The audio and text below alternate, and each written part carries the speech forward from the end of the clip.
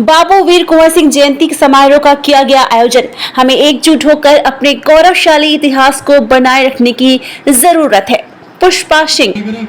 अखिल भारतीय क्षत्रिय महासभा के तत्वाधान में रविवार को महासभा कार्यालय के समीप बाबू और कुंवर सिंह जयंती समारोह का आयोजन किया गया।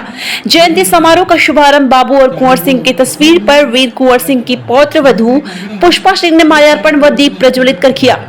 जयंती समारोह को संबोधित करते हुए वीर कुंवर सिंह की पौत्र वधू पुष्पा सिंह ने कहा कि क्षत्रिय समाज का इतिहास गौरवशाली रहा है।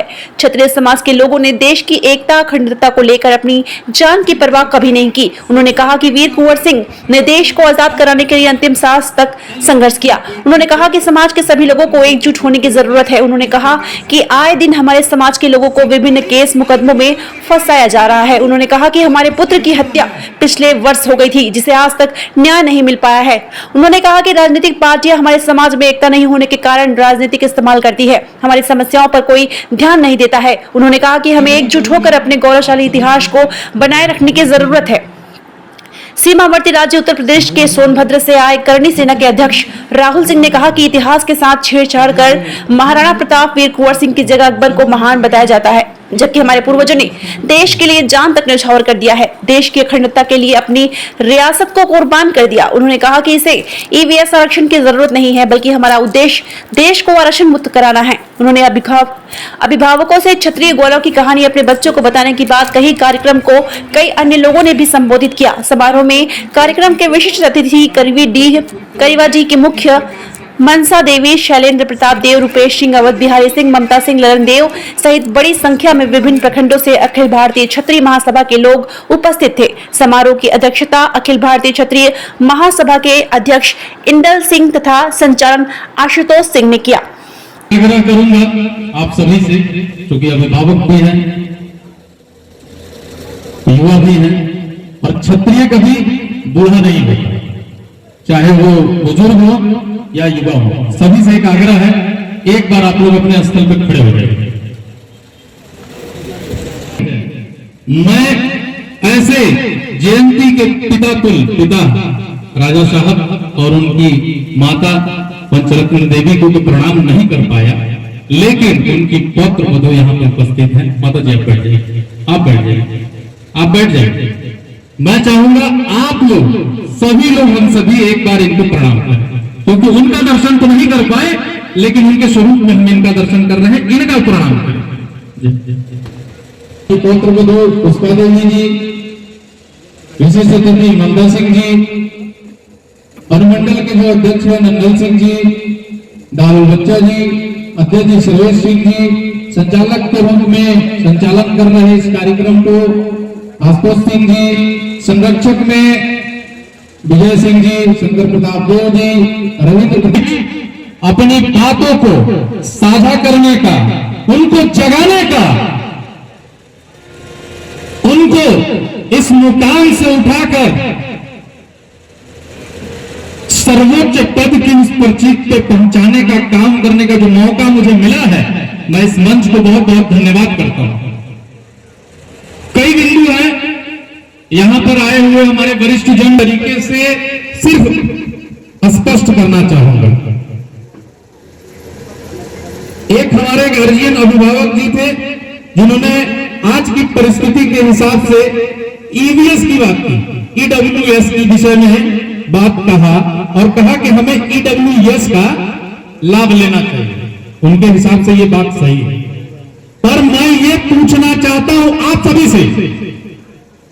सभी से मैं यह पूछना चाहता हूं, 565 रियासतों का विलय हमारे इस अखंड भारत को, जो खंड भारत था, अखंड भारत बनाने के लिए क्या वो 15% का ईवीएस लेने के लिए हम लोगों ने बलिदान दिया था? ईवीएस वो 15% चाहिए हमें, उसके लिए हम लोगों ने ये 565 रियासतों का बलिदान नहीं किया। मैं आपको यहां स्पष्ट कर देना चाहता हूं और आपसे यह आग्रह भी करना चाहता हूं कि आप सभी लोग अखिल भारतीय क्षत्रिय महासभा हो या कोई अन्य महासभा हो, करणी सेना परिवार के बैनर तले आप सब आइए और इस देश को आरक्षण मुक्त देश बनाएंगे। एक तरफ हम समानता की बात करते हैं और एक तरफ आप आरक्षण की बात करते हैं, ईडब्ल्यूएस की बात करते हैं। सारा तो हमारा था, किसका था भाई? जो राजा प्रजा की और प्रजा का सारा की प्रजा था। कौन राजा?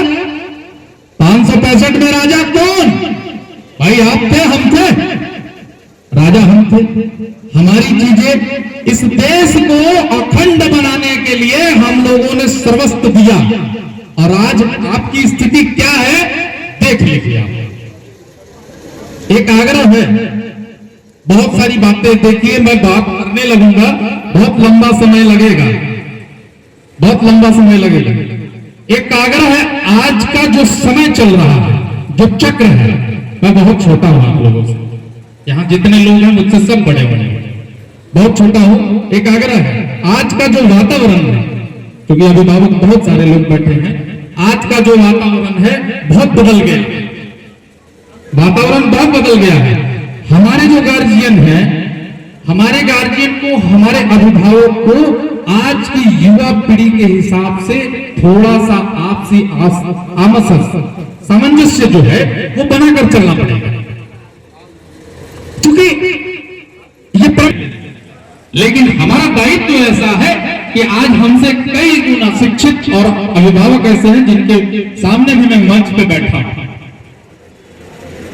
लेकिन मैं अभिभावक से यही अनुरोध करना चाहूंगा कि आज की जो युवा पीढ़ी है और आज का जो समय है, उस समय के हिसाब से अपने युवाओं को समझना, थोड़ा सा समझना पड़ेगा और उनको समझाना भी पड़ेगा, क्योंकि युवा जो है हमारा वो बहुत ही गलत दिशा में अग्रसर है। उनकी बातों को समझिए। मुझे ऐसा लगता है कि यहाँ पे बहुत सारे ऐसे लोग होंगे जो हमारे समाज के युवा होंगे, मुझे आशंका है, लेकिन मुझे ये खुशी होगी कि उनको इनकी जानकारी हो।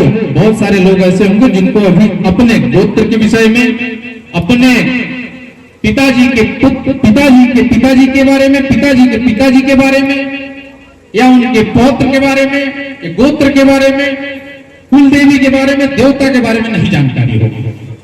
ये किसकी कमी है? अभिभावक की। क्योंकि आज हमारा जो समाज है वो सोशल मीडिया का हो गया, लोग मौके पे उपस्थित होना नहीं चाहते, कई कारण है भाई दिनचर्या जीवनी भी सबकी अलग है, 2 रुपए के लिए कोई यहां है कोई वहां है, लेकिन एक सोशल मीडिया का प्लेटफॉर्म ऐसा प्लेटफॉर्म है कि आप यदि व्यक्तिगत तौर पर उपस्थित नहीं हो सकते तो सोशल मीडिया का माध्यम एक ऐसा माध्यम है जिस माध्यम से आप अपनी उपस्थिति दर्ज करा सकते हैं, कर सकते हैं ना। मैं आपको उदाहरण देना चाहूंगा, बहुत सारे लोग हैं जो यहाँ फेसबुक चलाते हैं। कितने लोग फेसबुक चलाते हैं? सब लोग चलाते हैं फेसबुक, व्हाट्सएप, तो ये कॉमन है। मधुबनी में घटना हुई थी, कितने लोगों को जानकारी है? यहां से मधुबनी की दूरी कितनी होगी मालूम है? लगभग 8 से 1200 किलोमीटर, उससे ज्यादा ही होगी। पूरी टीम सोनभद्र की और उत्तर प्रदेश की और कुछ हमारे इस क्षेत्र के भी लोग थे और पटना के भी लोग थे। वहां जब इस प्रकार की घटना घटी थी तो बिना कुछ फायदे के यहां से सोनभद्र से लेकर के 75 जिलों के जिला अध्यक्ष के साथ हम लोगों ने मधुबनी में जाकर के वहां की सरकार को हिलाने का काम किया था। और आज ये परिस्थिति है कि वो परिवार बहुत ही सकुशल संपन्न तरीके से वहां पर प्रधान बन करके अपनी जीविका को चला रहे हैं। न्याय हो जाए, हमारी एकता की वजह से। कानपुर में भी घटना हुई थी, मालूम होगा आप लोगों को। बलिया में घटना हुई थी। एक घटना ऐसी घटना है जिसकी चर्चा सोशल मीडिया पे और पत्रकारों ने बहुत दिखाया था। दलितों की बेटी को राजपूतों के पुत्रों ने इस प्रकार से कृत्य किया। सच्चाई आज निकल करके आई। 1 महीना पूर्व हाथरस की घटना है, करणी सेना ने वहां पर जा करके वो प्रचंड आंदोलन किया था, हमारी एकता को दर्शाने का काम किया था, जिसके पश्चात आज यह अर्थ निकला 1 महीना पूर्व तीनों लड़के आज जो बाइज्जत बरी भरी। यदि हमारी एकता उस जगह उपस्थित नहीं हुई होती तो आज वो तीनों लड़के बेकसूर जेल में सड़ रहे होते।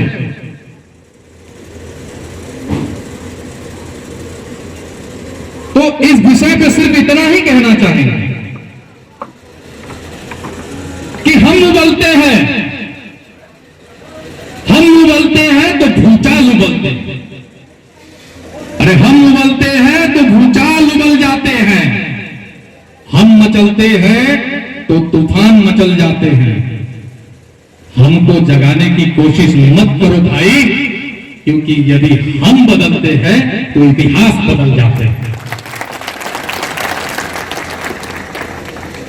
तो अब हमें और हमारे समाज को देखिए, वो समय और काल चक्र चला गया। ये बहुत खुशी की बात है और बहुत अच्छा लगता है कि हमारे अभिभावक, हमारे युवा साथी सभी लोग इस प्रकार के कार्यक्रम में सम्मिलित हैं। लेकिन उससे पहले एक और आग्रह करेंगे कि हमारे अपने इतिहास को पढ़िए, इतिहास को जानिए, और इतिहास को जानिए तो अपने अंदर उतारिए, लेकिन उस खंड काल की तरह नहीं। वो खंड काल और आज का खंड काल में बहुत अंतर है। अब आप किसी को तलवार से नहीं मार सकते, तलवार से नहीं मार सकते, वो खंड काल चला गया। आप अपने इतिहास को जानिए, जहां बात हो वहां रखिए। आप बात कहीं तब न रखिएगा जब आपको जानकारी होगी। जब जानकारी होगी ही नहीं तो अपने विषय में क्या रखिएगा। जब जयचंद को दोगला बता दिया गया आपके इतिहास में, जयचंद के विषय में यहां कौन लोग जानते हैं? जयचंद को दोगला बता दिया गया, महाराणा प्रताप के विषय में उल्टा बता दिया गया, शांगा जी के विषय में उल्टा बता दिया गया। कई ऐसे लोग हैं, हमारे महापुरुषों के विषय में उल्टा बता दिया गया, अकबर को महान बता दिया गया, लेकिन हम और आप अपने इतिहास को नहीं जानते। तो पहला काम कीजिए, अपने इतिहास के विषय में जानिए। जितना ज्यादा हो सके उतना अपने इतिहास को जानिए। रील्स कम देखिए, आज के समय में रील्स लोग देख रहे हैं। और दूसरी बात, अभिभावकों से अनुरोध है, जिनके पास जानकारी है वो अपने बच्चों के साथ बैठ करके आपसी सामंजस्य बना करके उनको अपनी जानकारी प्रदान कीजिए। अपने समाज के विषय में, अपने कुल के विषय में, अपने गोत्र के विषय में, अपनी जाति के विषय में। दूसरी बात, तीसरी बात, हमको ये भी ध्यान देना पड़ेगा, हम बहुत ज्यादा मॉडर्न न बने। हमारी संस्कृति हमारी पहचान है, सनातन संस्कृति हमारी पहचान है। हम ज्यादा मॉडर्न न बने। आप जहां रहिए, आप देश में रहिए, विदेश में रहिए, अपने अग्रजों का, अपने अभिभावकों का सत्कार करना मत छोड़िए, उनको यह शिक्षा दीजिए। यह देखकर बहुत खुशी होती है, इतने धूप में पहली बार जैसा कि यहाँ संबोधन हुआ कि नगर में यह पहला कार्यक्रम है जिसमें इतने लोग उपस्थित हुए। बहुत अच्छी बात है। और मैं चाहूंगा कि आप सभी लोग मिल करके ये जो व्यवस्थापक लोग हैं, संचालक हैं, इनके लिए एक बार जोरदार तालियां करें, जोरदार तालियां करें। एक आगे Millennium Public School. Admission open, admission open, admission open. Science, Commerce, Arts. Pre-nursery to 11. Yes, pre-nursery to 11. Admission open. Affiliated to CBSE 10+2. Free preparation for IIT, NEET. Experienced and trained teachers. Well-designed infrastructure. Library, computer lab and science lab. Smart classroom. Eminent sports facilities. Under surveillance of CCTV. Hostel facilities available. Green lush campus and well-planned playground. Ensure overall development of your child. MPS gives an aesthetic and secure environment. Transport facilities available. Address, Millennium Public School, Purani and Bishumpur, Nagar Untari, District, Garhava. For more details please contact on given numbers. Thank you.